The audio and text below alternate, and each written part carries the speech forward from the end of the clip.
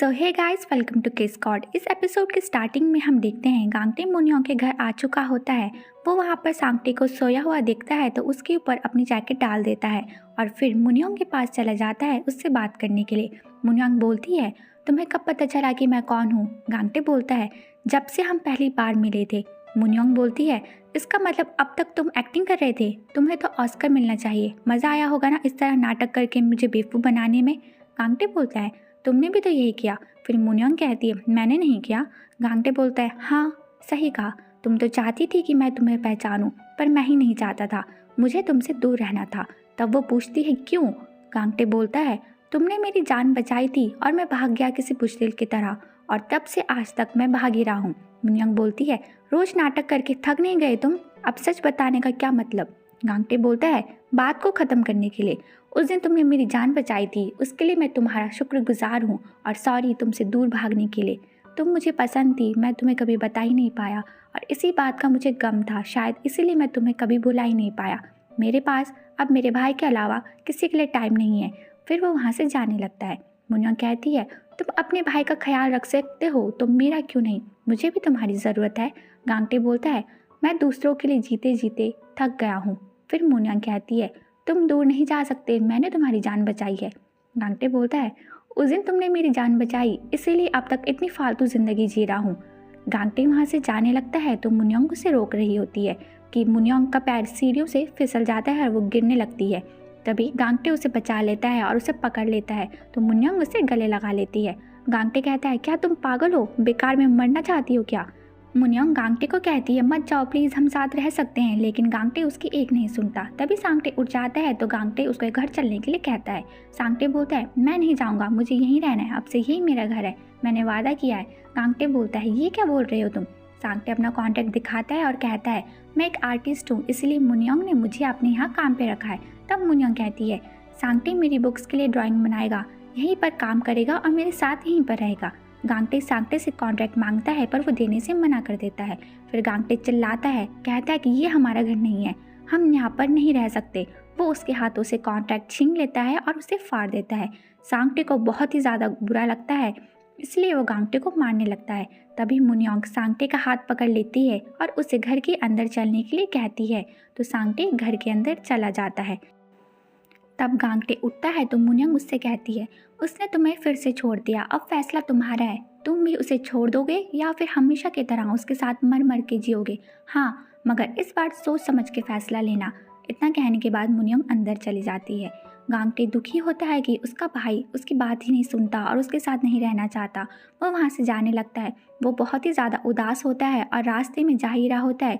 फिर हमें एक फ्लैशबैक दिखाया जाता है जहाँ पर हम देखते हैं कि गांगटे बहुत ही ज़्यादा खुश होता है और अपने घर जा रहा होता है अपनी माँ को बताने के लिए कि उसे मार्शल आर्ट में रेड बेल्ट मिला है। तभी उसकी माँ आती है उसके पास और उसे मारने लगती है, क्योंकि सांगटे को किसी लड़कों ने पीटा होता है तो उसे चोट आई होती है।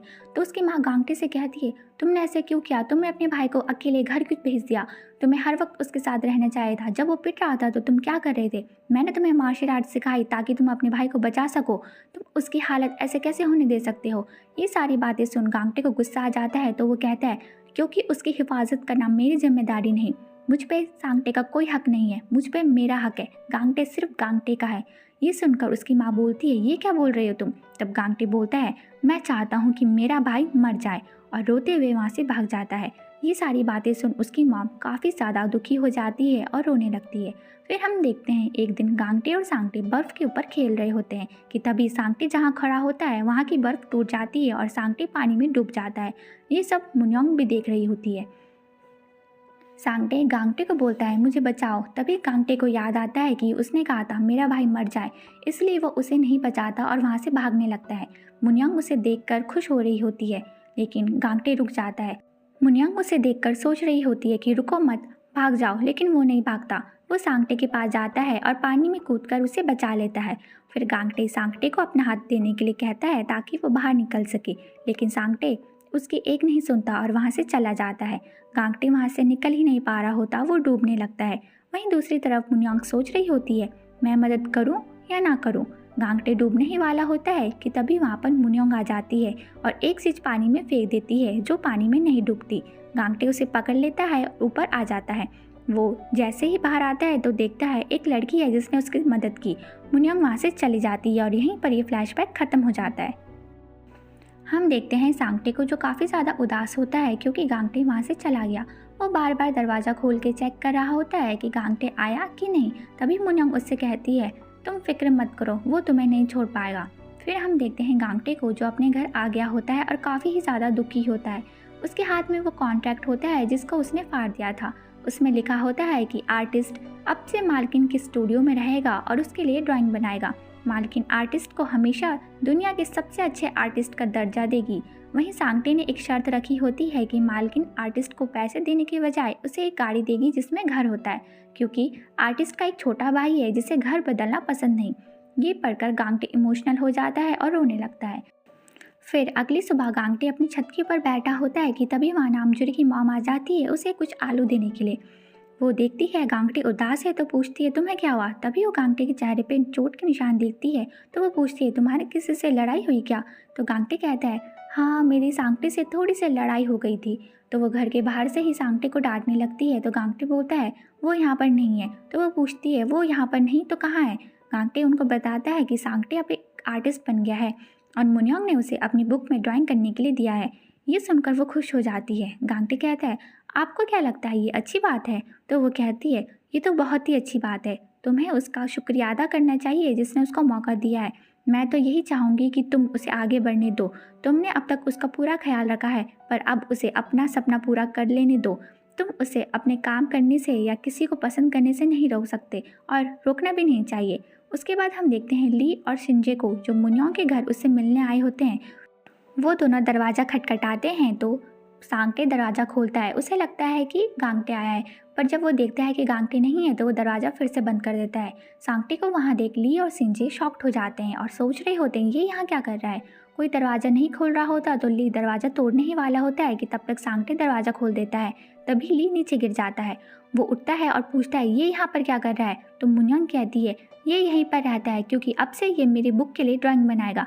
लेकिन ली इस बात से खुश नहीं होता। वो कहता है, तुम खुद को तो संभाल नहीं पाती तो तुम इसे कैसे संभालोगी। मुनियोंग कहती है, हम दोनों को संभालने के लिए उसका भाई है ना। तभी वहाँ पर गांगटे आ जाता है अपना कुछ सामान लेकर। सांगटे गांगटे के पास जाता है और उससे माफ़ी मांगता है तो गांगटे उसे माफ़ कर देता है। गांगटे को वहाँ पर देख मुनियोंग काफ़ी ज़्यादा खुश हो जाती है। फिर वो दोनों जब साथ में बैठे होते हैं तो मुनियोंग कहती है, तुमने फिर से अपने भाई को चुना। गांगटे बोलता है, मेरी कुछ शर्तें हैं। वो वीकडेज में यहाँ पर रहेगा पर हर वीकेंड में घर जाएगा और अगर उसे काम छोड़ना होगा तो मैं उसे यहाँ से ले जाऊँगा और तुम्हें हमेशा उससे इज्जत से पेश आना होगा। मुनियोंग कहती है, ठीक है मुझे मंजूर है। गांगटे कहता है, मैं तुम पर कैसे यकीन कर लूँ, तुम्हें तो कस्में वादे सब बेकार लगते हैं। मुनियोंग कहती है, मैं ये वादा निभाऊंगी क्योंकि ये वादा मैंने तुमसे जो कर रही हूँ। तब जेसू को पता चलता है कि सांगटे और गांगटे रहने के लिए मुनियोंग के यहाँ चले गए हैं तो उसे विश्वास ही नहीं होता। वो गांगटे के घर जाता है चेक करने के लिए कि वो सच में चले गए या नहीं। और जब वो वहाँ पर जाता है तो गांगटे को नहीं दिखता, इसलिए वो परेशान हो जाता है और गांगटे को कॉल करता है और उससे कहता है, तुम पागल हो जो उसके साथ रहने चले गए, इससे पहले कि वो तेरी जान ले ले वापस आ जा। यही बात जब नामजुरी को पता चलती है तो काफ़ी ज़्यादा गुस्सा हो जाती है और मुनियोंग को गाली दे रही होती है। फिर हम देखते हैं सांगटे बहुत ही ज़्यादा खुश होता है क्योंकि अब से वो मुनियोंग के घर में उसके साथ रहने वाला है और सांगटे का खुश देख गांगटे भी खुश होता है। मुनियोंग गांगटे से कहती है, सांगटे तुम्हारे लिए गाड़ी खरीदना चाहता है तो बताओ कहाँ घूमना चाहते हो तुम। गांगटे कहता है, मैं कभी घूमने नहीं गया पर मैं जाना चाहता हूँ। मुनियोंग कहती है, कहाँ जाना चाहोगे। गांगटे बोलता है, कहीं भी बिना मंजिल के चल पड़ूंगा। तभी सांगटे बोलता है, हम कभी घूमने नहीं गए पर हमने कई बार शहर बदले हैं, कुल मिला के 17 बार। मुनियोंग बोलती है, बार बार शहर क्यों बदला तुमने। सांगटे बोलता है, क्योंकि वो सालों से मेरे पीछे पड़ी है। मुनियोंग बोलती है, कौन तुम्हारे पीछे पड़ी है।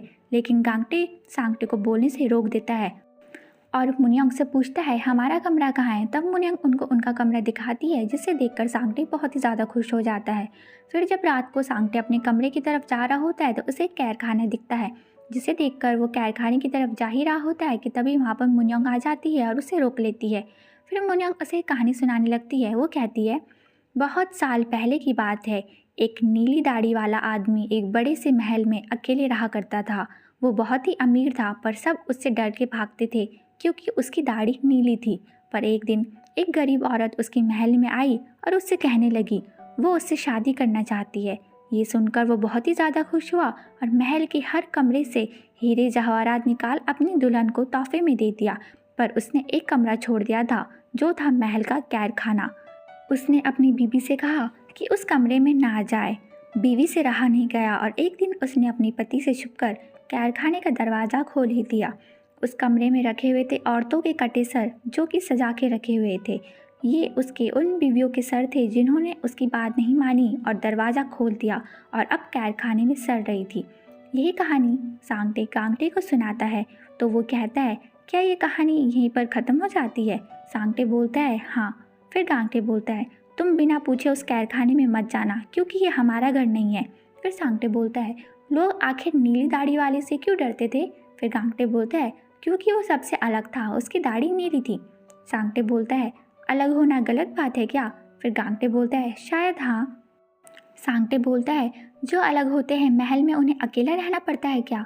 तो गांगटे बोलता है, नहीं, उसे भी कोई प्यार करने वाली मिलेगी जो उसकी दाढ़ी से नहीं डरेगी। वो कहेगी अलग होना गलत नहीं और वो जैसा है उसे वैसे ही प्यार करेगी। ये सारी बातें मुन्योंग बाहर से सुन रही होती है तो उसे गांगटे की बात बहुत अच्छी लगती है। फिर अगली सुबह जब नामजुरी अपनी मॉम के साथ हॉस्पिटल जा रही होती है तो वो नामजुरी अपनी मॉम से नाराज़ होती है, क्योंकि उसकी मॉम ने गांगटे को कहा था कि वो सांगटे को अपनी ज़िंदगी जीने दे, पर उन्हें भी नहीं पता था कि गांगटे घर छोड़कर चला जाएगा। जब मुन्योंग उठती है तो वो देखती है सांगटे और गांगटे ने पूरे घर को अच्छे तरीके से साफ कर दिया है और गांगटे नाश्ता बना रहा है और वो मुन्योंग को खाने के लिए कहता है। ये सब देख मुन्योंग हैरान रह जाती है, क्योंकि उसकी पूरी ज़िंदगी में भी किसी ने उसके बारे में इतना नहीं सोचा था। ये सब देखकर वो बहुत ही ज़्यादा खुश हो जाती है। फिर वो लोग नाश्ता करते हैं और साथ में हॉस्पिटल आते हैं।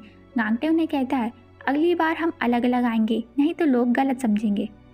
सांगटे ने काफ़ी हद तक पेंटिंग बना ही ली होती है कि तभी वहाँ पर डायरेक्टर आते हैं और सांगटे से कहते हैं, इस पेंटिंग में कुछ तो कमी है। हाँ, इसमें तितलियाँ ही नहीं हैं, फूल के साथ तितलियाँ भी होनी चाहिए। डायरेक्टर ये इसलिए कहते हैं क्योंकि वो सांगटे के दिल से तितलियों का डर खत्म करना चाहते थे, लेकिन सांगटे तितलियाँ बनाने से मना कर देता है। वो कहता है, तितलियाँ गंदी होती है, मैं नहीं बनाऊँगा। उसके बाद हम देखते हैं मुन्योंग की क्लास का टाइम हो चुका होता है, पर तभी वो देखती है कि एक औरत उसे छुप कर देख रही है। वो उसका पीछा करती है। वहीं एक नर्स गांगटे को आकर बताती है कि मुन्योंग की क्लास का टाइम हो गया है, पर वो कहीं दिख ही नहीं रही। तो गांगटे उससे कहता है, ठीक है, मैं उसे ढूंढ के लाता हूँ। मुन्योंग उस औरत का पीछा कर रही होती है। वो औरत एक जगह में आकर रुक जाती है तो मुन्योंग भी वहाँ पर चली जाती है। वो औरत उसी हॉस्पिटल की एक मरीज होती है। मुन्योंग उसे देख शॉक्ड हो जाती है तो वो औरत कहती है, चौंक क्यों गई? तुम मुझे भूल गई क्या? मैं हूँ तुम्हारी माँ। ये सुनकर मुन्योंग शॉक्ड ही रह जाती है। गांगटे मुन्योंग को बार बार फ़ोन कर रहा होता है पर वो फ़ोन ही नहीं उठाती। तभी गांगटे उसे एक रूम में देख लेता है। जैसे ही वो उसे बुलाने जा रहा होता है कि उसे उस रूम से एक औरत की आवाज़ सुनाई देती है और वो दरवाजे में ही रुक जाता है और उनकी बातें सुनने लगता है। वो औरत कहती है, मैं कब से तुम्हारा इंतज़ार कर रही हूँ। तुम कितनी कमज़ोर हो गई हो, मगर फिर भी मेरी बच्ची तुम कितनी सुंदर दिखती हो। तुम कुछ बोल क्यों नहीं रही? क्या प्लास्टिक सर्जरी की वजह से तुम मुझे पहचान नहीं रही? मुन्योंग काफ़ी ज़्यादा शॉक्ड होती है। उसे कुछ समझ ही नहीं आ रहा होता। वो कहती है, माँ, क्या ये सच में आप ही हो? क्या आप लौट आई? तो वो औरत कहती है, तुम्हें क्या हो गया है? मैं कॉन्सर्ट के लिए बाहर क्या गई, तुम तो मुझे भूल ही गई। ये सुनकर मुन्योंग समझ आती है कि ये उसकी माँ नहीं। इस बात से उसे गुस्सा आ जाता है तो वो उस औरत को मारने ही वाली होती है कि तभी गांगटे आ जाता है और उस औरत को वहाँ से ले जाता है। फिर गांगटे मिस पार्क से उस पेशेंट के बारे में पता करता है। मिस पार्क कहती है, उस पेशेंट को साइकोटिक डिप्रेशन है। इतना ज़्यादा डिप्रेशन है कि जो नहीं होता उसे वो भी दिखने लगता है।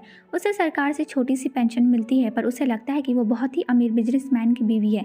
गांगटे कहता है, वो अपनी बेटी के बारे में कुछ बात कर रही थी। फिर मिस पार्क कहती है, उसे अपनी इकलौती बेटी को बहुत ही मुश्किल से पाला था, पर कुछ महीने पहले ही उसकी बेटी एक एक्सीडेंट में मर गई, लेकिन उसे आज भी ये लगता है कि उसकी बेटी जिंदा है। फिर हम देखते हैं मुन्योंग को, जो अपनी क्लास में होती है। तो एक पेशेंट ने कहानी लिखी होती है अपनी माँ के बारे में। उस कहानी को सुनकर मुन्योंग को काफ़ी ज़्यादा गुस्सा आ जाता है और वो पेशेंट के ऊपर चिल्लाती है, क्योंकि उसे आज एक पल के लिए ऐसा लगा कि शायद उसकी माँ जिंदा है। उसके बाद हम देखते हैं ली और सिंजे को, जो गांगटे से मिलने हॉस्पिटल आते हैं ताकि वो उससे कुछ बात कर सके।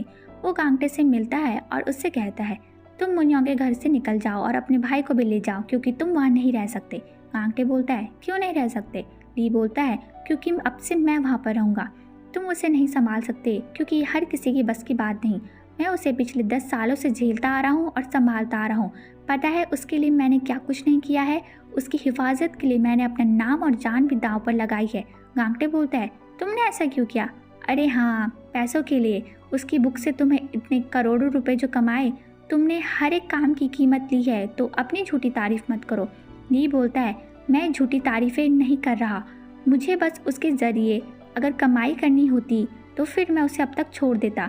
जब उसकी वजह से मेरी कंपनी को लॉस हुआ, हमारा रिश्ता सिर्फ फ़ायदे और नुकसान पर नहीं टिका, बल्कि हमारा रिश्ता बहुत ही गहरा है। ली गांगटे को बोलता है कि मुनियोंग को छोड़ के चले जाओ, पर गांगटे बोलता है, मैं नहीं छोड़ूंगा। फिर हम देखते हैं मुनियोंग की क्लास ख़त्म होने के बाद वो जैसे ही घर जा रही होती है कि तभी वहाँ पर वो पागल औरत फिर से आ जाती है और उसे अपनी बेटी समझ काफ़ी सारी बातें करने लगती है। लेकिन मुनियोंग को काफ़ी ज़्यादा गुस्सा आ जाता है, तो वो चिल्ला के कहती है, चुप हो जाइए, बस कीजिए, अपने आप को मेरी माँ कहना बंद कीजिए। तो वो औरत कहती है, मैं क्या बुलाऊँ, मैं तुम्हारी माँ हूँ। मुनियोंग कहती है, मेरी माँ मर चुकी है, उसका सर फट गया था, हर जगह से खून आ रहा था और हाथ भी टूट गए थे। वो बेजान सी पड़ी हुई थी, प्लीज़ बात को समझिए और होश में आइए, मैं आपकी बेटी नहीं हूँ। ये सुनकर उस औरत को सदमा लगता है, तो वो वहीं पर बेहोश हो जाती है। उसके बाद हम देखते हैं गांगटे और मुनियोंग काम खत्म कर जैसे ही घर आते हैं तो मुनियोंग दुखी होती है, इसलिए वो खाना भी नहीं खाती। इस बात से गांगटे भी परेशान होता है। मुनियोंग अपनी माँ के बारे में बहुत ही ज़्यादा सोच रही होती है, इसलिए सपने में फिर से उसे अपनी माँ की आत्मा दिखती है, जिसे देखकर वो काफ़ी ज़्यादा डर जाती है। उसकी माँ की आत्मा कहती है, तुम जिससे भी प्यार करोगी मैं उसे मार दूंगी। मुनियोंग काफ़ी ज़्यादा रो रही होती है, तो मुनियोंग के रोने की आवाज़ गांगटे भी सुन लेता है, तो वो मुनियोंग के पास चला आता है। वो मुनियोंग से पूछता है कि क्या हुआ। मुनियोंग उसे पकड़ लेती है और कहती है, चले जाओ यहाँ से, भाग जाओ। मुनियोंग ने गांगटे की टी शर्ट को पकड़ा होता है और रो रही होती है। गांगटे मुनियोंग को गले लगा लेता है और उससे कहता है, मैं कभी भी तुम्हें छोड़कर नहीं जाऊंगा। गांगटे ने मुनियोंग को गले लगाया होता है, जिसकी वजह से उसका डर थोड़ा ख़त्म हो जाता है और वो शांत हो जाती है और सो जाती है। और ये एपिसोड यहीं पर ख़त्म हो जाता है।